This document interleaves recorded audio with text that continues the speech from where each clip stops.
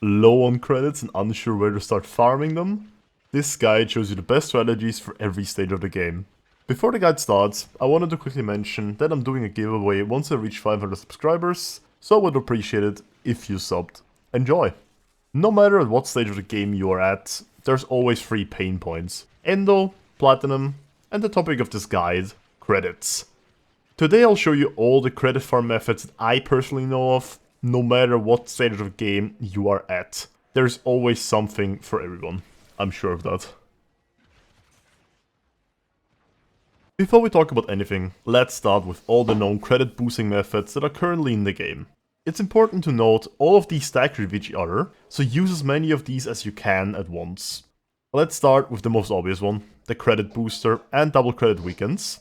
These two will flat out double your credit gains anywhere in the game, so you might be wondering, where can I get the former? You can get a 3-day credit booster from the in-game store for 40 platinum. For the latter, the double credit weekend, it's a random event that Digital Extremes, the developers of Warframe, put out from time to time, so there's no telling when the next one might be happening. Next on the list is a credit blessing. This is a 25% increase to any credit source, may it be picked up or end of mission rewards. You can easily get this from any major relay from a mastering 30 person, just ask in in-game chat. Optionally, you can ask for it in recruitment chat or the Blessings Discord. Side note about that, the Blessings Discord does daily Blessings parties across different game servers at different times. There you might receive every blessing there is. A link for that will be in the description in case you're curious. Let's talk about credit boosters, which only work on physical credit pickups. Chroma's 4th ability, the effigy, and the 2 beast mods, Loyal and Prosperous Retriever. It's important to understand this, these 3 things do not double end of mission credits. They only double those which you pick up yourself. The last boost I'm going to talk about is a bit of an obscure one that not everyone knows about, but it can matter early on. I'm talking about the first mission of the day always giving you double credits. Yes, this is an actual mechanic, so next time you log on might be worth doing a credit farm first thing, though that is up to you. Now that we covered all the boosting methods, I think it's time to hop into the credit farming methods. I made sure to include at least one method for every stage of the game, so even a new player watching this might get some valuable information along the way. Starting out in a new game is never easy, especially not in Warframe. Mod upgrade costs are not a joke. Luckily, if you're at that stage currently, there is one major method to easily get an okay amount of credits. They are called Dark Sectors. Almost every planet has at very least one of these types of missions. Earth Koba, Mars Wahiba or Kadesh, Phobos Memphis or Sugma, so on and on. Oh, sorry by the way if I butchered those names. The gist of it is, the higher the mission level, the more credits you're gonna get at the end. All you have to do is complete these missions, that's it. In most cases, these will take around 5 minutes to complete, so not bad early on. Sadly, this is the only early game method there is, or the only one that is well known. This will roughly net you around 10 to 50k credits, so it's not a lot, but worth mentioning. Like I just mentioned, early on there's not many farms that you could do, sadly. Mid-game is no different in that regard, but luckily there is one major farming method that anyone can do, which coincidentally is also viable for the endgame. Of course, I'm talking about the index. First off, how do you even unlock the index? It's relatively simple. It's a quest called the Glass Gambit. Complete this and you will gain access to it. To find the index, head to Neptune and you will spot it pretty fast. It's located in the bottom middle. There are 3 modes of the index: low risk, medium risk and high risk. The higher you go, the more challenging it gets due to modifiers and score limits. But once you understand how the mode functions, you can easily solo it. There's 2 things you need to do before entering high risk index. First, you need to have 50,000 credits, that is the entry fee. And second, load into a relay or your clan dojo. The reasoning for this is to manipulate which arena we are gonna get. Loading in from said dojo or relay will guarantee that we'll get the better arena, the old arena. Now that you know the entrance requirements, here are some things that you should have before going in solo and wasting your credits. Starting off, the Warframe choice. Due to crippling financial debt, yes, the debuff is called financial debt, you will lose a lot of energy per second, health, and shields. That's exactly why we need someone who can use an ability once and be essentially immortal. Two Warframes fit this description, Rhino and Revenant. There are some advanced threats with other frames, such as Wukong, Equinox, or Excal Umbra, but I won't be covering these, though I will link to a Google document which covers most of the known index strategies in the description. Check it out. As for Rhino and Revenant, pump as much strength and duration as you can, and you should be fine for the most part. Just make sure to recast your armor ability. Besides using the appropriate warframes, you will also need a weapon which needs to be able to kill tanky level 70 enemies with minor issues. I will quickly show you an easy to replicate mod config for the shotgun comb. It's relatively easy to get. It isn't the fastest, but it works early on solo. In the background clip, I didn't even use Rhino's Roar, which would have made my life 10 times easier by increasing my faction and status damage multiplier, but for the sake of authenticity, I didn't use it. I know I said I wouldn't mention advanced stuff, but you should also know the enemies in the index spawn around the host, so use that to your advantage however you want. This method will roughly give you 250k to 1.5 million credits per completion, depending on what boosters you currently have active. It's a 5-minute time investment, so not bad, I'd say.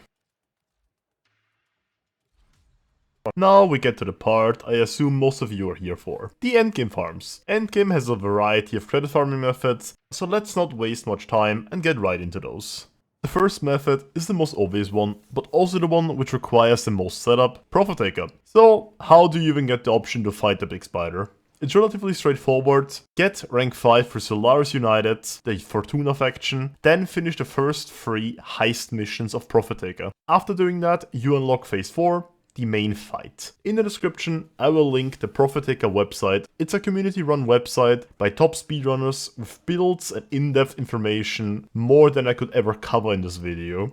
I'll quickly fly over builds that I personally use in case you don't want to go onto their website for some reason. These builds aren't flexible and require ribbons in most cases, so keep that in mind, it's not very beginner friendly. Let's start with Chroma. Here is the config. It uses 2 to 3 Umber Former, which isn't cheap by any means, but it's necessary for a solo setup. Subsume Eclipse over his 3. The main pylon killing weapon, Zenith. It's obvious it has infinite punch through, so we can kill pylons through the floor. It's modded for Toxin.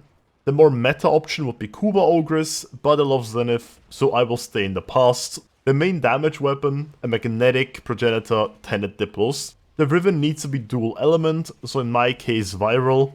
They are modded for viral, heat, radiation, magnetic, slash and impact. The second main weapon would be the Balazar. These are the parts.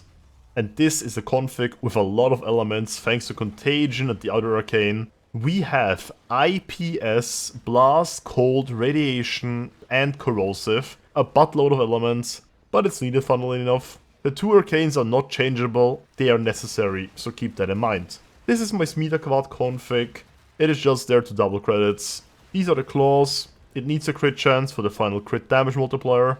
And the best thing saved for last, the Archgun.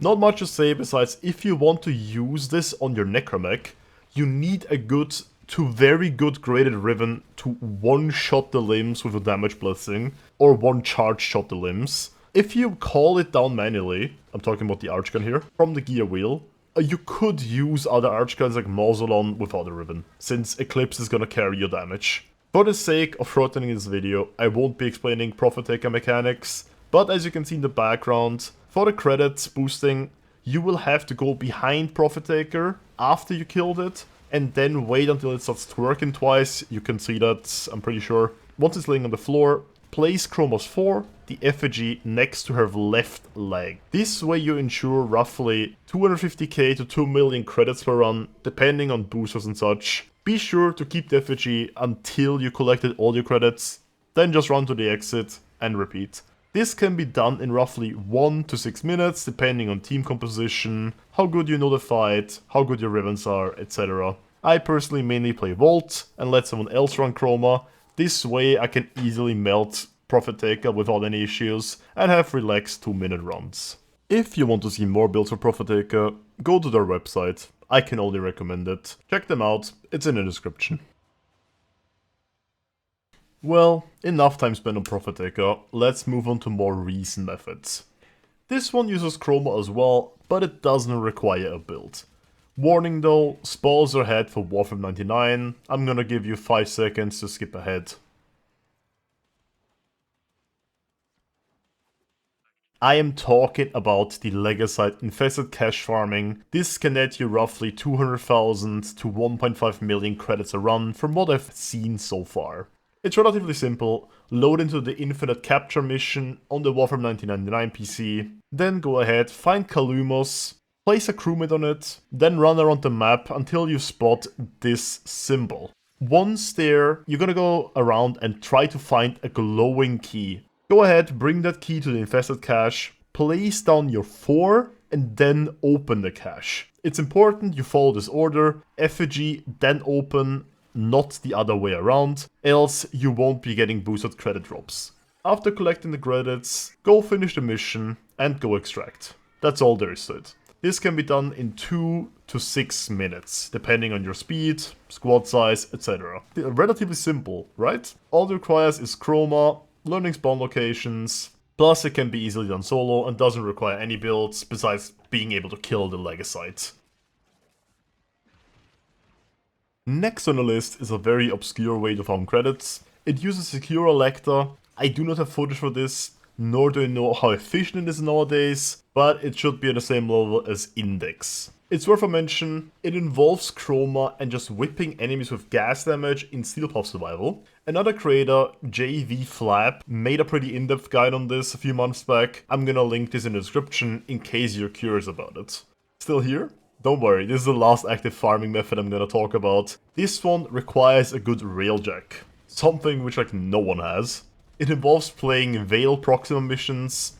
We specifically did the skirmish, but to be fair, they all have a decent credit earn rate, plus on the side will gain quite a lot of endo, so it's a 2-in-1 for this. My railjack is quite bad, so I'll have to borrow Ino's, since he's an avid fan of railjack. As you can see, this isn't the fastest, but if you optimize it a lot, you can get it done in like 5 to 10 minutes for roughly 250,000 credits with a booster. And as an added bonus, you get a few thousand endo depending on your luck and completion rewards.